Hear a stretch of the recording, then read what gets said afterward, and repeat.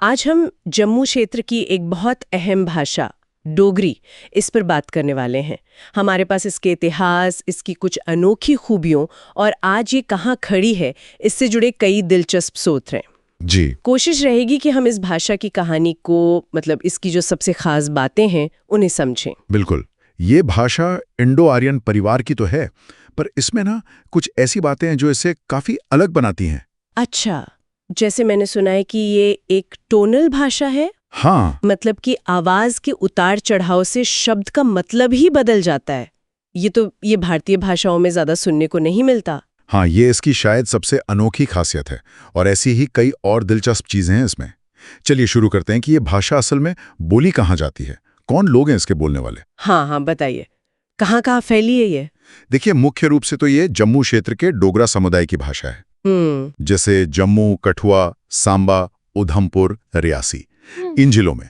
लेकिन ऐसा नहीं कि सिर्फ वहीं, इसके बोलने वाले आपको हिमाचल प्रदेश और पंजाब के कुछ हिस्सों में भी मिलेंगे। अच्छा। और सरहद पार भी पाकिस्तान में सियालकोट और शक्करगढ़ जैसे इलाके हैं, वहां भी डोगरी बोलने वाले लोग हैं। तो अंदाजन कितने लोग होंगे जो डोगरी बोलते हैं? कोई संख्या है? हाँ, एक अनुमान है हाँ। कि दुनिया भर में करीब 50 लाख लोग डोगरी बोलते या समझते हैं। 50 लाख? ये तो काफी बड़ी संख्या है। जी, और ये जानना भी जरूरी है कि भारत में इसे काफी अहमियत मिली है। देखिए, 2003 में इसे संविधान की 8वीं अनुसूची में शामिल किया गया। हाँ, ये तो बड़ा कदम है। बिल्कुल, किसी भाषा के लिए ये एक बहुत बड़ा सम्मान होता है। और फिर 2020 से ये जम्मू और कश्मीर की जो 5 आधिकारिक भाषाएं हैं, इनमें से एक है। अच्छा, ऑफिशियल लैंग्वेजेस में भी शामिल है। जी, इससे शिक्षा में, प्रशासन में इसके इस्तेमाल का रास्ता काफी खुल गया है। ये तो वाकई अहम बात है। खैर, ये तो हुई हाल की बात, पर इस भाषा की कहानी तो काफी पुरानी लग रही है। इसकी जड़ें कहाँ तक जाती हैं? हाँ, बहुत पुरानी।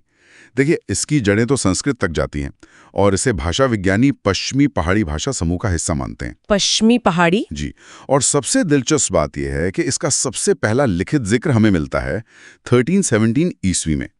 अमीर खुसरो की किताब है नूहू सिपिहर, उसमें डूगर नाम से इसका जिक्र है। 1317, यानी 700 साल से भी पहले। हाँ, सोचिए। कमाल है।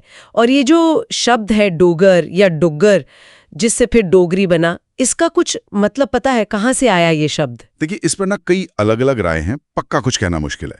कुछ लोग इसे संस्कृत के शब्द द्विगर्त से जोड़ते हैं। द्विगर्त? हाँ, जिसका मतलब है 2 गर्त या 2 झीलें। शायद जम्मू की जो मानसर और सुरनसर झीलें हैं, उनके हवाले से। अच्छा, ये एक थ्योरी है। हाँ, कुछ और लोग हैं जो इसे पहाड़ी इलाके के लिए जो शब्द इस्तेमाल होता है डूंगर, उससे जोड़ते हैं। और एक और मत है कि ये दुर्गरा शब्द से बना है, मतलब ऐसा इलाका जहां पहुंचना मुश्किल हो, दुर्गम हो। दिलचस्प। कई मतलब निकाले जा सकते हैं। जी। अच्छा, और भाषा की बनावट के लिहाज से आपने टोनल होने की बात तो बताई, उसके अलावा और क्या खास है इसमें? हाँ, टोनल होना तो है ही। मतलब एक ही शब्द जैसे कोड़ा, अगर अलग सुर में बोला तो मतलब बदल जाएगा, घोड़ा या चाबुक। अच्छा। इसके अलावा शब्दों में अनुनासिकता का काफी इस्तेमाल होता है, मतलब नाक से निकलने वाली ध्वनि, वो इसे एक खास ले देती है। शब्दावली का आधार तो संस्कृत ही है, पर इतने सालों के मेलजोल से इसमें फारसी के और अब अंग्रेजी के शब्द भी काफी आ गए हैं। जैसे कुछ खास ध्वनियां हैं, एफ और जेड, फ और ज। हाँ, फ और जा, ये ध्वनियां डोगरी की अपनी नहीं हैं।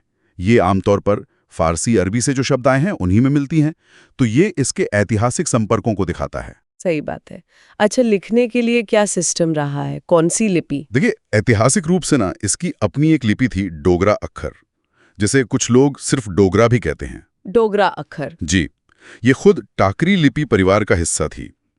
ये टाकरी लिपि पश्चिमी हिमालय में काफी फैली हुई थी पहले। अच्छा। और महाराजा रणवीर सिंह के जमाने में, यानी समझिए 19वीं सदी के आखिर में, इसे सरकारी कामकाज के लिए थोड़ा सुधारा गया, एक मानक रूप दिया गया था। तो क्या इस पुरानी लिपि में कुछ अहम चीजें लिखी भी गईं? हाँ, बिल्कुल।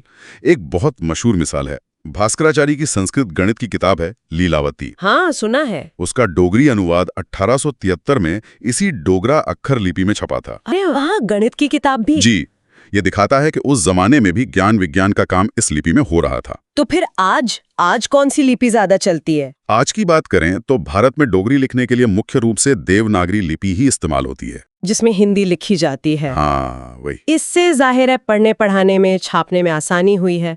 और पाकिस्तान में जहां डोगरी बोली जाती है, वहां कभी कभी फारसी अरबी लिपि यानी नस्तालीक, उसका भी इस्तेमाल होता है। लिखने की बात हो गई तो साहित्य का क्या हाल रहा है डोगरी का? कुछ रचा गया है इसमें? हाँ बिल्कुल। 20वीं सदी के मध्य में, मतलब आजादी के आसपास और उसके बाद, डोगरी साहित्य में एक नई जान आई।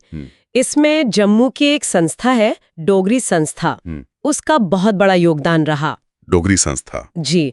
उन्होंने लोक कथाओं को इकट्ठा किया, कविताएं, नाटक, कहानियां, इनको बहुत बढ़ावा दिया। कोई ऐसा नाम जो इस काम के लिए खास तौर पर याद किया जाता हो? जी, एक नाम सबसे ऊपर आता है, रामनाथ शास्त्री जी का। रामनाथ शास्त्री? हाँ, उन्हें तो डोगरी का पितामह भी कहा जाता है। उन्होंने और उनके कई साथियों ने मिलकर बहुत काम किया और उन्हीं की कोशिशों का नतीजा था कि 1969 में साहित्य अकादमी ने डोगरी को एक स्वतंत्र आधुनिक साहित्यिक भाषा के रूप में मान्यता दी। अच्छा, साहित्य अकादमी ने माना। जी। ये एक तरह से इसकी अपनी अलग पहचान पर सरकारी मोहर थी। सही। और आज क्या स्थिति है इस भाषा की? जैसा हमने पहले बात की, भारत में तो संवैधानिक और आधिकारिक दर्जा मिलने से काफी फायदा हुआ है। हाँ। स्कूलों में, यूनिवर्सिटीज में पढ़ाई हो रही है, रेडियो पे कार्यक्रम आते हैं, फिल्में भी बनी हैं, साहित्य भी लगातार रचा जा रहा है। लेकिन क्या सब कुछ एकदम सही है या कुछ चुनौतियां भी हैं इसके सामने? चुनौतियां तो हैं, बिल्कुल हैं। एक तो जैसा मैंने कहा, पाकिस्तान में इसे वो आधिकारिक दर्जा नहीं मिला है, तो वहां इसका विकास संस्थागत रूप से उतना नहीं हो पाया है जितना हो सकता था। और दूसरी बड़ी चिंता भारत में ही है। देवनागरी लिपि अपनाने की वजह से जो इसकी अपनी पुरानी लिपि थी, डोगरा अक्षर, हाँ, डोगरा अक्षर, वो अब लगभग इस्तेमाल से बाहर हो गई है। बहुत कम लोग उसे जानते या इस्तेमाल करते हैं। तो वो एक तरह से लुप्त होने के कगार पर है, कह सकते हैं। और ये सिर्फ एक लिपि का सवाल नहीं है, ये कहीं ना कहीं अपनी सांस्कृतिक विरासत से जुड़ाव का भी मामला बन जाता है। हालांकि जो भाषा के जानकार हैं वो हमेशा इसकी स्वतंत्र पहचान और इसकी अपनी खासियत पर जोर देते रहे हैं। तो कुल मिलाकर देखें तो डोगरी एक बहुत पुरानी, सांस्कृतिक रूप से काफी समृद्ध भाषा है। इसकी अपनी अनोखी टोनल पहचान है। भारत में इसे अहम दर्जा मिला है, पर अपनी ऐतिहासिक लिपि को बचाए रखना और सरहद पार इसकी स्थिति, ये कुछ ऐसी चुनौतियां हैं जो आज भी मौजूद हैं। बिल्कुल सही कहा आपने।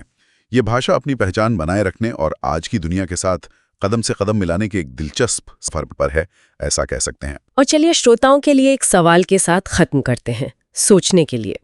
जब कोई भाषा अपनी सदियों पुरानी लिपि छोड़कर एक नई, ज्यादा प्रचलित लिपि अपना लेती है, जैसे डोगरी ने डोगरा अक्षर से देवनागरी को अपनाया, तो इसका उस भाषा को बोलने वाले समुदाय की पहचान पर, उनकी संस्कृति पर लंबे समय में क्या असर पड़ता होगा? ये